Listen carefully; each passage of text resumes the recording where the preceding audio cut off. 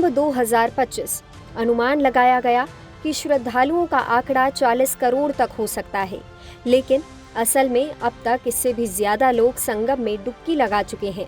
अब अंदाजा लगाया जा रहा है कि ये संख्या 50 करोड़ के पास पहुंच सकती है।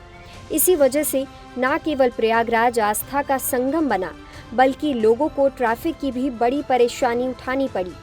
महाकुंभ में आस्था की लहर दौड़ रही है और प्रशासन के लिए ये किसी बड़े सिरदर्द से कम नहीं।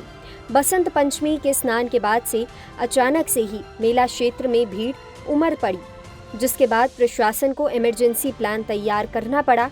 ये हालात ऐसे थे कि शहर भर में जाम लगा हुआ था और प्रशासन को ट्रैफिक कंट्रोल करने के लिए नए कदम उठाने पड़े। ऐसे में अगर आप बिहार से प्रयागराज आने की सोच रहे हैं तो ये वीडियो मिस मत करना।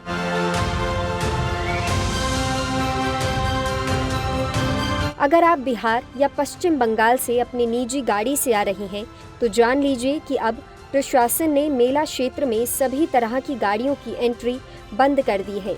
यानी अब आपको अपनी गाड़ी पार्किंग में ही खड़ी करनी होगी। गाड़ी पार्क करने के लिए झूसी और अंदावा की ओर भेजा जाएगा, जहां कई पार्किंग एरिया तैयार किए गए हैं।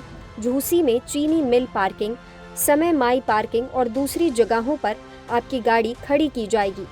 अब एक बार गाड़ी पार्क हो गई तो आपको संगम तक पहुंचने के लिए पैदल चलकर जाना होगा, क्योंकि इन पार्किंग की दूरी मेला क्षेत्र से 2 किलोमीटर से लेकर 5 किलोमीटर तक हो सकती है।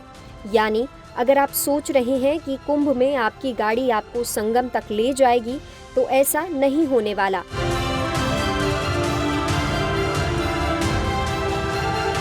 याद रखिए, यहाँ से आपकी असल जर्नी शुरू होती है।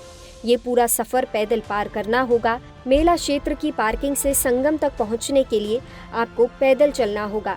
प्रशासन ने कोशिश की है कि पार्किंग स्थल मेला क्षेत्र के करीब हो, लेकिन हर पार्किंग क्षेत्र भरने के बाद गाड़ी को दूसरे पार्किंग एरिया की ओर भेजा जाता है। और अगर आपको सबसे नजदीकी पार्किंग में जगह मिल जाती है तो ये आपका सौभाग्य होगा।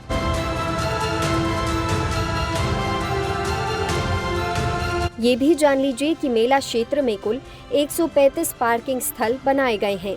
इस दौरान संगम के सबसे करीब पार्किंग एरिया पर आपको कोई शुल्क नहीं देना होगा। ये भी जान लीजिए कि हनुमानगंज में भी पार्किंग की व्यवस्था की गई है, जहां से बसें श्रद्धालुओं को संगम तक पहुंचाएगी। संगम तक पहुंचने के लिए वाहन से यात्रा करना अब उतना आसान नहीं है जितना पहले लगता था। इस बार न सिर्फ आपको श्रद्धा बल्कि फिटनेस का भी टेस्ट देना होगा। यदि आप महाकुंभ 2025 का हिस्सा बनना चाहते हैं तो पैदल चलने के लिए तैयार रहें। और हाँ, यात्रा से पहले ट्रैफिक एडवाइजरी को जरूर पढ़ें, क्योंकि महाकुंभ में एक कदम भी बेहद उल्टा पड़ सकता है। लोकल 18 के लिए प्रयागराज से रजनीश यादव की रिपोर्ट।